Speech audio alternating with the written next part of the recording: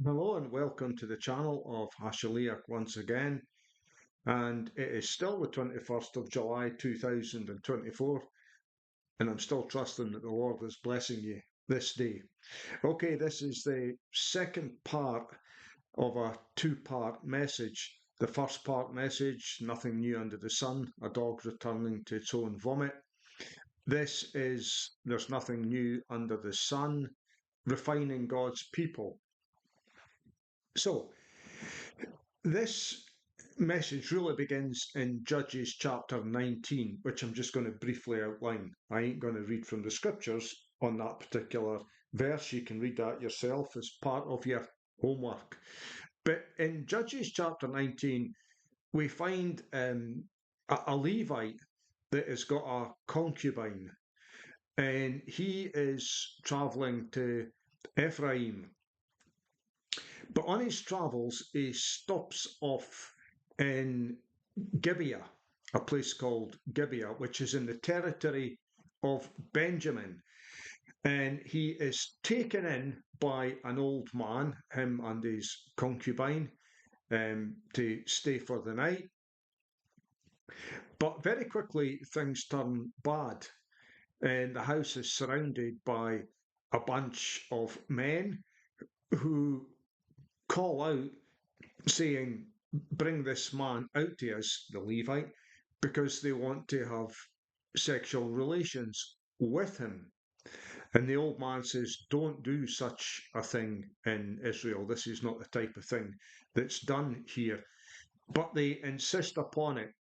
And eventually, what happens is the concubine is sent out to the men, where she is raped all night.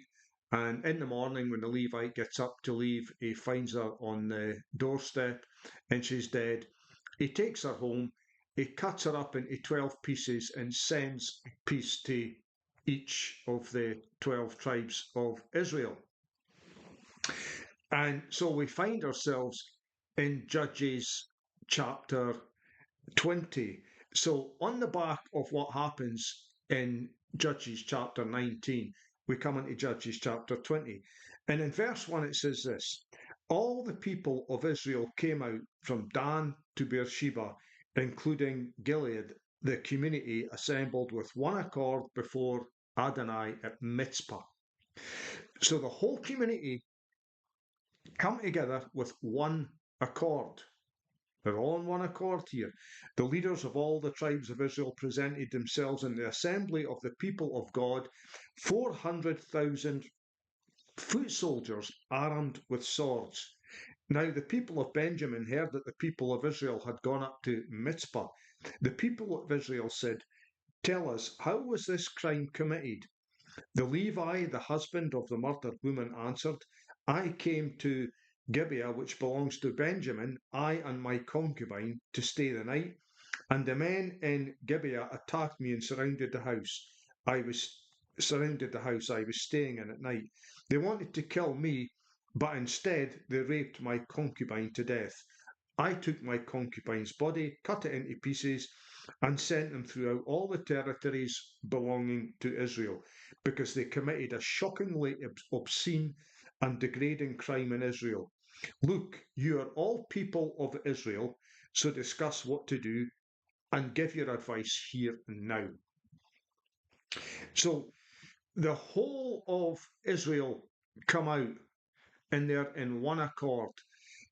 And the Levite tells about the situation that happened that brought about this gathering, this horrific crime. And he wants an answer here and now with regarding what should be done about the situation. So this is God's people coming together to discuss a matter which involves another group of God's people from the tribe of Benjamin. So it's all God's people here that we're talking about, and they come out in one accord. Now I'm just going to jump down to verse 11, and it says this: Thus all the men of Israel joined together in complete agreement, assembled to attack the city. So they come together in complete agreement. They're in one accord and they're in complete agreement. They've decided to go up and attack Gibeah for what they have done. So they assemble themselves for war. You've got 400,000 foot soldiers armed with swords. That's the amount of men Israel have got. And so they've decided to go up against Benjamin. And in verse 15 it says this: on that day there were 26,000 men from Benjamin armed with swords, besides the inhabitants of Gibeah, who numbered 700 specially chosen men. So they've got 26,700 against 400,000. Okay? So now in verse 18, the army of Israel began by going up to Bethel, where they asked God, who should go up first to attack the army of Benjamin? Adonai said, Judah first. So now this is the first assault on Gibeah, and they have consulted God, and God has said to them, Judah. So he's given the approval. Judah needs to go up first. So the army of Israel got up in the morning and set up their camp near Gibeah. Then the army of Israel went out to attack Benjamin and set up their battle line in front of Gibeah. But the army of Benjamin came out of Gibeah and slaughtered the army of Israel. On that day, 22,000 men fell. So Adonai approves this battle. Judah's to go up. Now, they've got a huge amount of men. 22,000 fell. We don't read about any casualties from Benjamin. What's going on? Verse 22, the people, the men of Israel, restored their morale and again positioned themselves for battle where they had been the first day. Then the army of Israel went up and cried before Adonai until evening. They asked Adonai, should we attack our kinsmen? So again, should we attack our brothers, the people of Benjamin again? Adonai answered, attack them. So at the first, when they approached God back in verse 18, they simply asked God, it says, look, who's the first to go up against Benjamin? Judah. They're given a mighty defeat. The second time, they cry out to God until evening and said, okay, should we attack our brothers? And God says, attack them. So now there's going to be a second attack. Verse 24. So the army of Israel went out to attack the army of Benjamin the second day. But Benjamin went out against them from Gibeah the second day and slaughtered the army of Israel. 18,000 men armed with swords fell. God approves the first attack, 22,000 fall, after they asked who's to go first. The second time, they seem to get more serious with God. They're crying out until evening. And they ask the question, should we go? God says, attack them. They attack them. 18,000 fall. And again, we read nothing of any casualties from Benjamin. What indeed is happening here? Verse 26. Then the whole army of Israel, all the people went up to Bethel, cried and sat there in the presence of Adonai.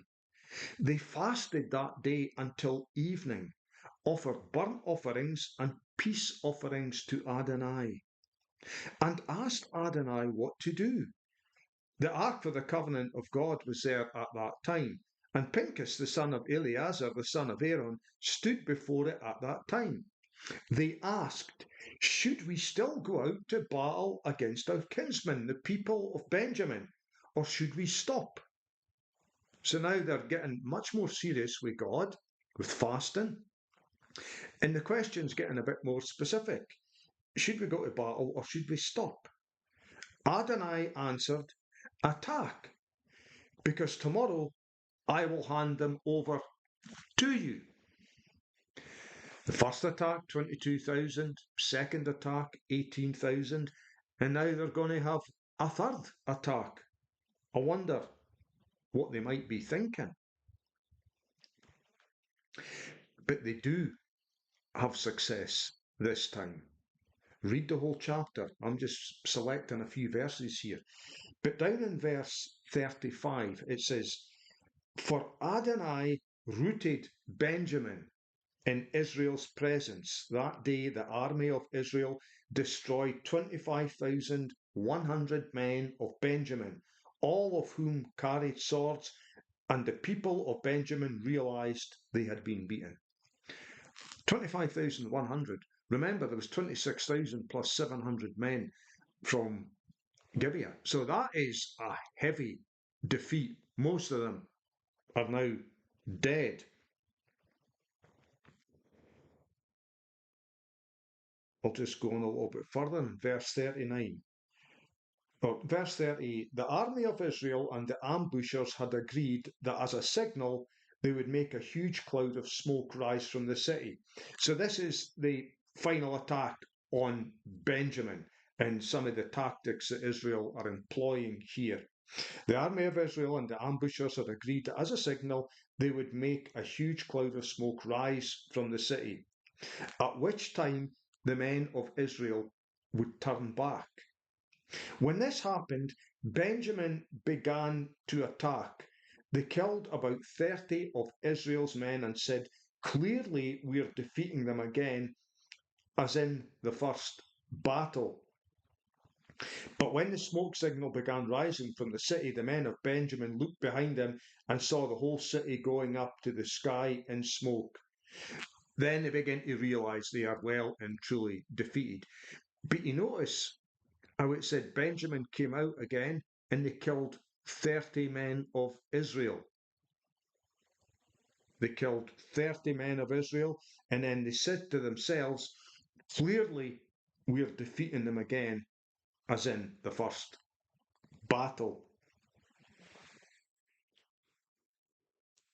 Israel succeeds on the third battle of all the other tribes, coming up against Benjamin. The first time 22,000, the second time 18,000, the third time only 30. But even in that victory, 30 of them still died. 30 of them still died. Let's keep this in mind. And in verse 46, thus the total number from Benjamin who fell that day was 25,000 experienced sword-bearing soldiers. And there was others. But 600 turned and fled toward the desert to the rock of Rimmon and lived there 4 months. The men of Israel turned back on the people of Benjamin and killed them with the sword, the entire city, the cattle, and everything they found. Moreover, they set on fire all the cities they encountered. What are we to learn from this? What do we learn from it? Adonai approved the battle against Benjamin because they were wicked. They had actually developed, they'd taken on the culture of what the Sodomites were like, surrounding that house and saying, bring that man out, just like they did with the two angels in the story of Sodom. Bring them out so that we can have sex with them. They had fallen away badly. This is God's people. This is Benjamite territory. This is one of the tribes of Israel. The rest of Israel were of one accord and in complete agreement that they had to attack Gibeah. And they consulted God, and God says yes. And What do we learn from the three attacks? Even though God says, yes, go and attack, people will still fall. God's people will still fall in the battle.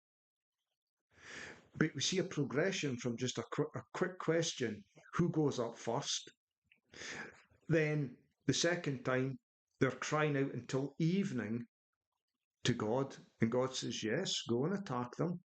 But then 18,000, so there's less, but still a big number. And then they fast and cry out to God in the presence of Adonai, we're told, all day until evening. And God says, right, tomorrow I'm going to hand them across. And even in that final battle and victory, 30 men die. Perseverance. Perseverance. And yes, in the battle, some of us will fall and go and be with the Lord. Some will fall. But perseverance is required and pressing in to God. What about the Benjamites?